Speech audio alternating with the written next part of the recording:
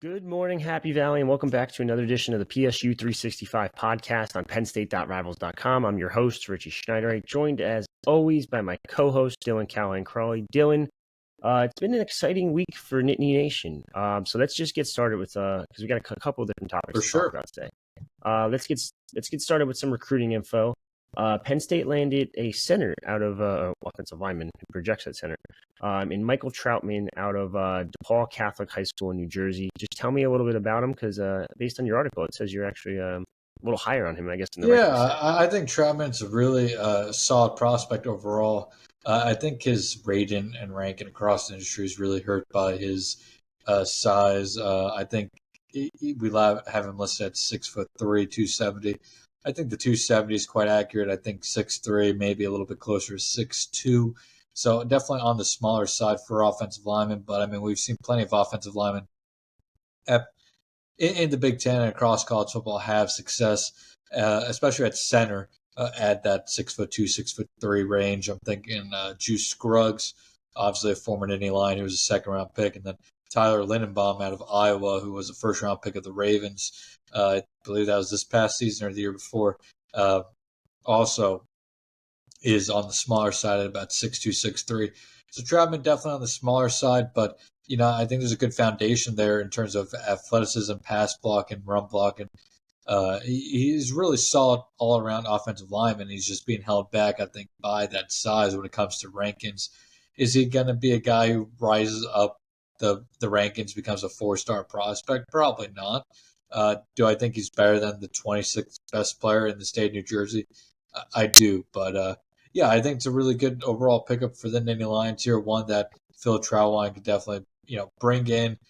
You have Cooper Cousins there. You're likely starting center for maybe not this year, but 2025, 2026, 2027. And you have time to develop Troutman then into the player you want him to be. And until he needs to start, he would provide some really solid depth at that center position as well. So really good pickup, I think, for Penn State overall here.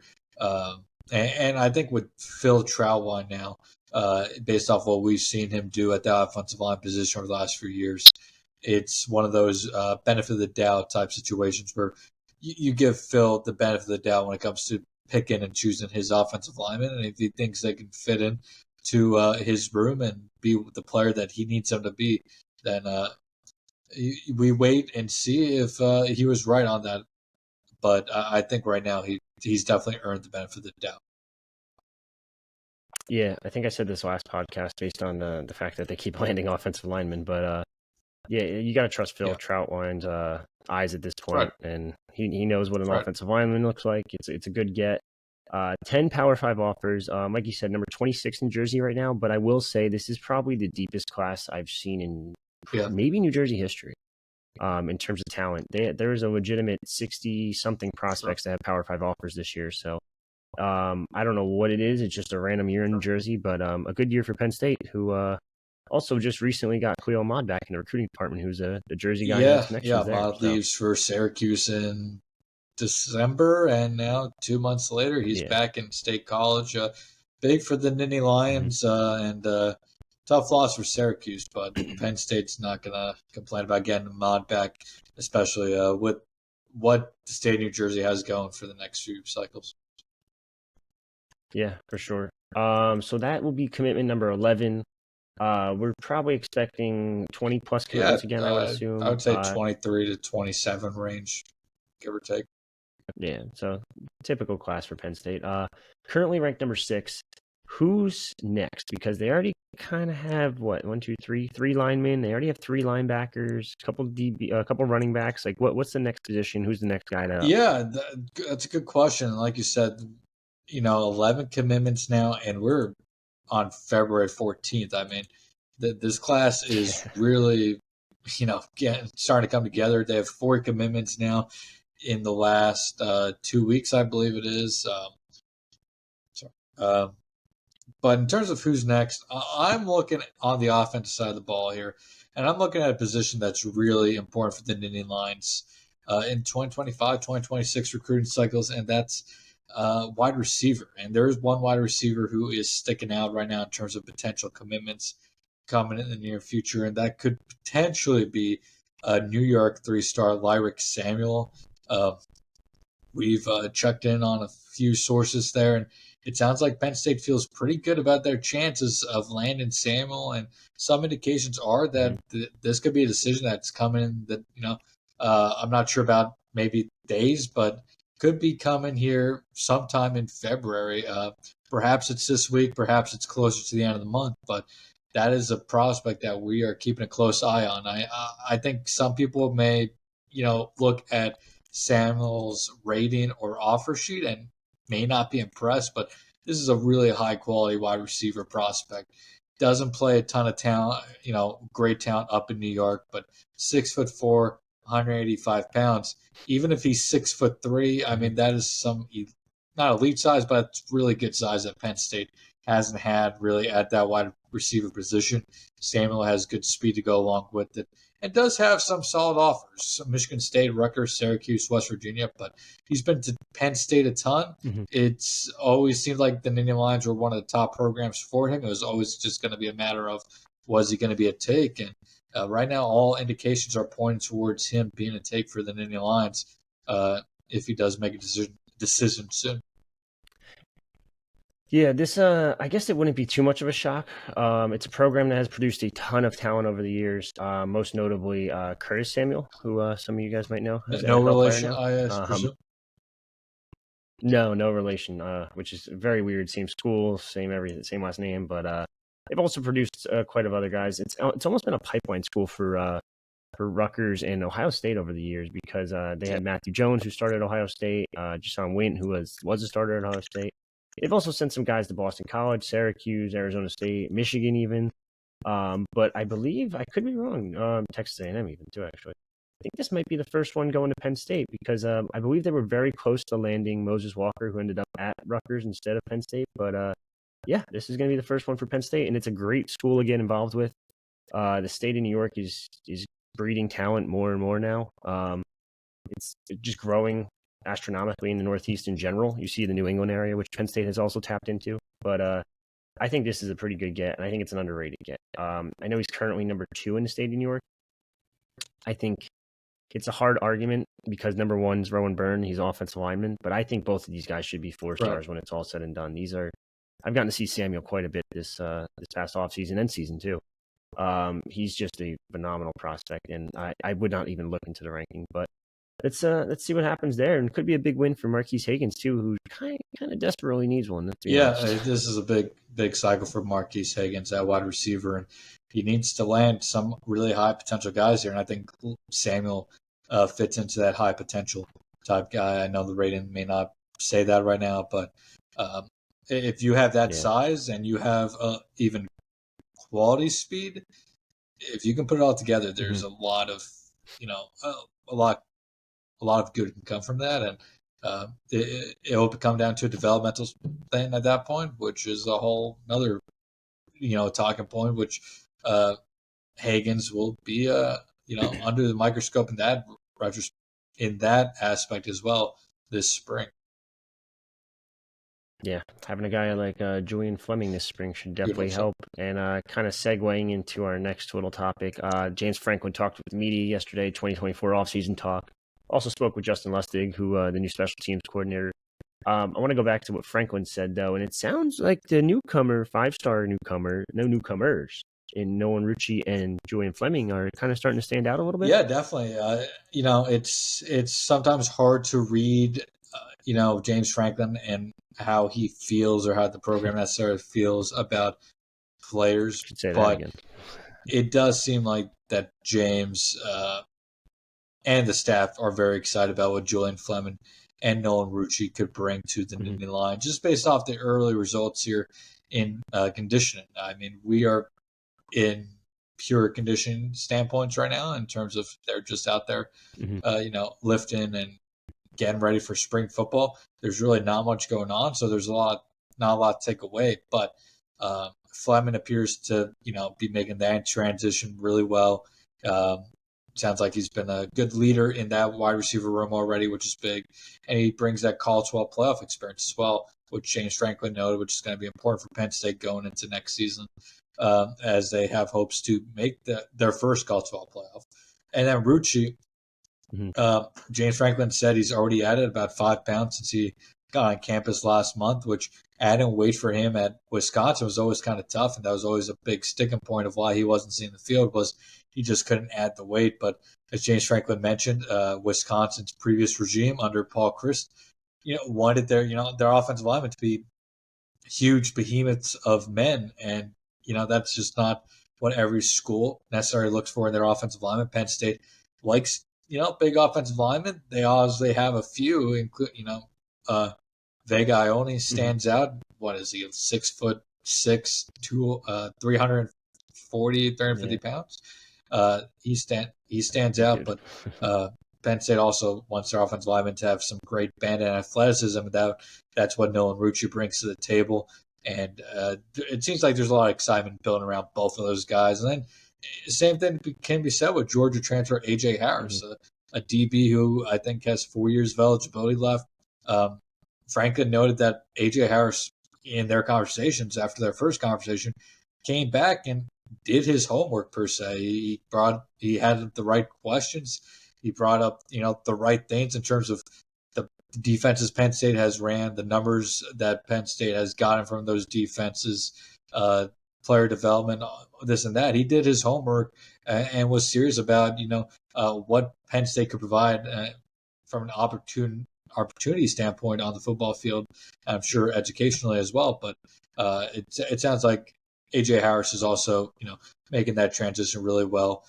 He did have something to say about Jalen Kimber, I believe, but not then to the same degree as those three, though I wouldn't necessarily take that as Jalen Kimber isn't doing well. I would just there's some guys there's a little less to say. Jalen Kimber, he's coming here playing his last season of college football. Penn State kind of knows what they're getting out of him and what's to be expected there. He's been a part of Florida and Georgia, so he knows what it's like to play in high level programs. Yeah. Just going through the three of them real quick. I know I probably don't have to ask you this question about Fleming because I'm assuming he's definitely a starter in most people's eyes, if not wide receiver one. But I'm going to ask you about Rucci specifically. Is he a starter day one, do you think, in your opinion? I wouldn't lock him into that day one starter job right now, but I think I wouldn't be surprised if he started on August 28th, is it supposed to be, against? I don't even remember. Whatever Saturday that is, the last Saturday of August, if Nolan Rucci's starting at right tackle or left tackle, I would not be surprised. And that, I guess that's August 31st. Though, I think as we previously discussed, there is possibility that game is moved to Thursday, August 29th instead. Nothing official on that. I don't know how you feel about that. Though. Something to watch, but yeah, if he starts that first game, I would be surprised, but I'm not locking him into that spot just yet, though. James Franklin did mention that he did play in Wisconsin's bowl game, played very well against, was that LSU they played against? I don't remember. He played really well in their bowl game, which was encouraging to see. And I think there's a good I think he's going to play a heavy amount next year. Just not ready to lock him into a starter spot just yet. Drew Sheldon obviously is going to have his say in that competition. And as we mentioned, Anthony Donka is, redshirt freshman, really impressed this past season as a true freshman. Played a ton in the bowl game. He's going to be a factor in that conversation at right tackle as well. You just mentioned it. I know we've kind of hinted at it a little bit, I guess, on the pod, but Thursday night is they're potentially moving the Penn State game versus West Virginia to a Thursday night game. I don't like it personally. I don't know what you think about it. I mean, national TV at least. I guess that's the best thing about it. I have no strong feelings about it, I guess, either way. I mean, I think it sucks from a recruiting standpoint for programs because it's just tougher to host kids on school nights than it is on a Saturday night or a Saturday afternoon. Well, school wouldn't have started yet. I guess it depends where. I think. I don't Yeah, know I what guess West it depends Virginia's where. school schedule is. But yeah, it just Thursday nights are tough. Not a huge fan of them, but Mm-hmm. for Penn State, I don't think it changes much. If you're going to play a non-Saturday game, having it come in week one is probably one of the better case scenarios, rather than randomly in the middle of the season where it could really affect. Though I'm not sure if it's on the schedule this year, but I know the Big Ten, I think, has discussed playing games, maybe not Thursday night, but more games on Friday nights going forward as well. So it's just going to be something we have to get used to in the new age of college football. Yeah, everyone wants to make a dollar, but I think leave the Thursday nights from action and let the big boys play on Saturdays. But yeah, it's just me. It'll also be interesting if it's also we don't know the kickoff time right now for that game in general, but how will a Thursday night game potentially affect the atmosphere of that one? Was that going to be a night game anyway for West Virginia on that Saturday?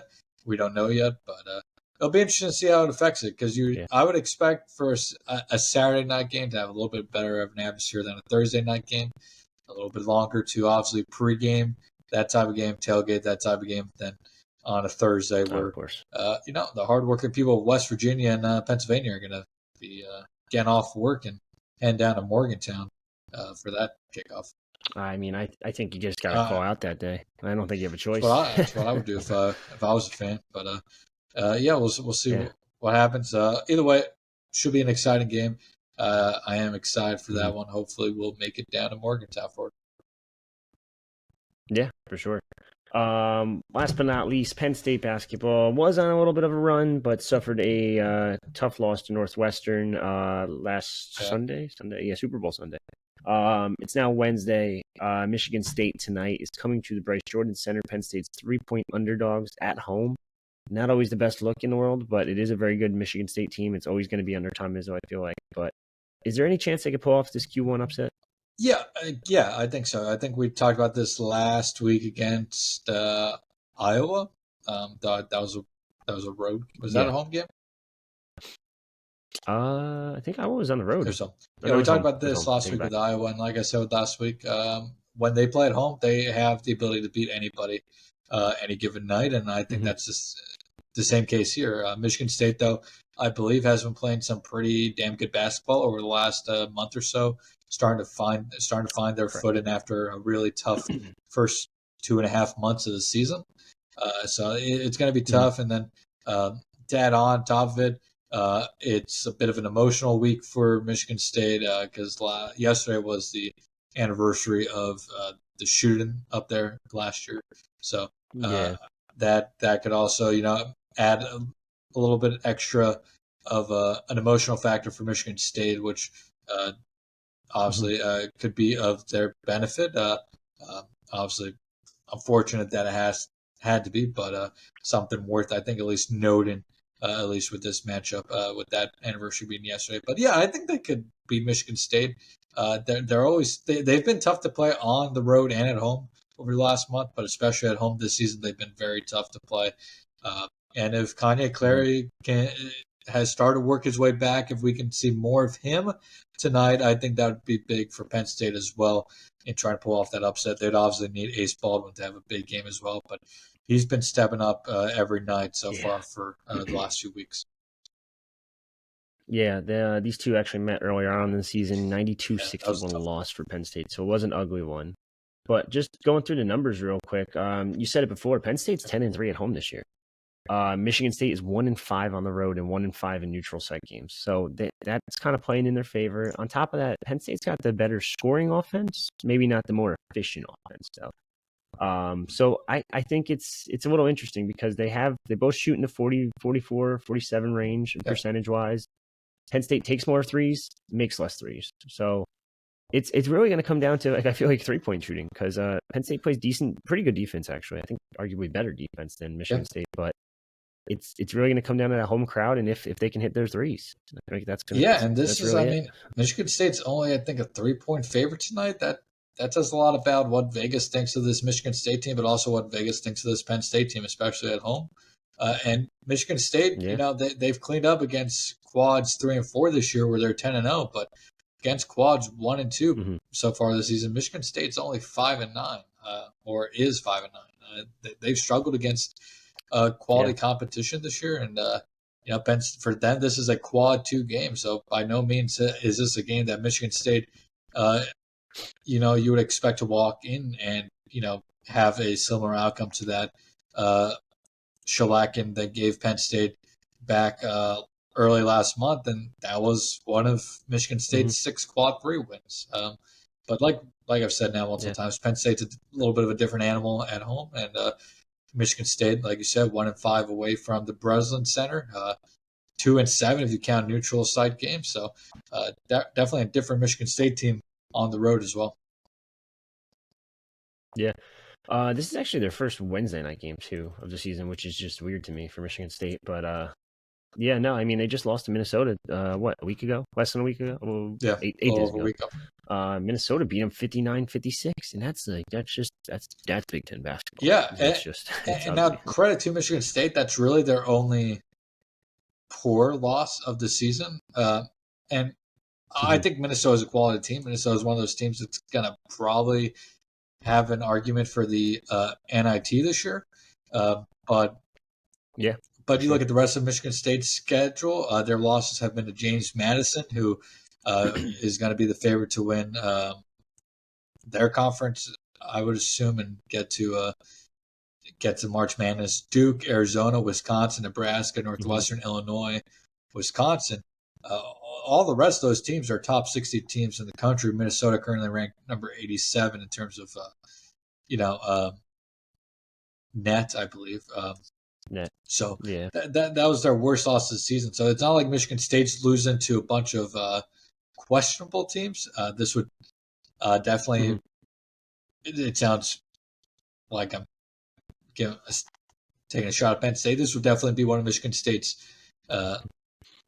worst losses of the year. Just in terms of net ranking, but by no means is Penn State a pushover. But at the same time, that's why they play the game. Yeah, for sure. Anything else really before we sign off? I know it was kind of a quick one, but it sounds like we might have another one. Yeah, I don't think anything really right now. Like you said, we may have another podcast here sooner than later. I guess just from a general standpoint of view, Ohio State today on the basketball side fired their head coach, Chris Holtmann, which Penn State doesn't play Ohio State again this year, but from a transfer portal aspect, that could be something to watch perhaps at the end of the season there. Penn State's going to have to address some needs in the portal once again, so just something to watch there. You know what? Actually, I got one more thing I want to pick your brain about before we sign off here. So Chip Kelly obviously left for head coaching gig in the Big Ten at UCLA this year for the offensive coordinator gig at Ohio State. We've seen this is kind of going hand in hand. We've seen a lot of guys go back to Jeff Halfway at Boston College. He left for the Packers DC job. We're seeing a lot of head coaches in college leave for the coordinator jobs too. It's just kind of like a trickle effect almost. And is there any way in hell in the future, if James does not work out, say this year or even next year maybe, and I'm talking 2024, 2025, do you think there's any shot he would leave Penn State for an offensive coordinator job in the NFL? No, I don't see him leaving for an offense coordinator job in the NFL. I think James Franklin is. I know he's had a cup of coffee or so in the NFL before, but I think James is somebody who's married to the college game. He loves being a college football head coach. He's very, I would say, I don't know if worried is the right word, but he knows that college football is going down a weird, slippery slope right now in terms of the schedule and how everything else is going on. So I think he has some worries about the future college football, but I think he also wants to try and help fix what is broken, but also make what college football is today, because he's, like you said yesterday, there is no fixing what college football has become. College athletics, as we have known them, is gone. And that doesn't mean the new model is perfect, but you can stick around and try to help change that model. So I don't see him leaving to be an offense coordinator of an NFL team. And quite frankly, I think I don't see him being a coordinator again in his career. I think he's, whether it's at Penn State or elsewhere, always going to be a head coach. And when he can't find a head coaching job, I think he's going to retire off into the sunset. All right, well, that's a pretty damn good answer. I might have to clip that one. But anyway, that's all I really got. I think that's the perfect way to I end think it, right? so. And like you said, don't stray too far from your mobile device or your laptop, your desktop, whatever you listen to us on, because there may be another episode this week. Yeah.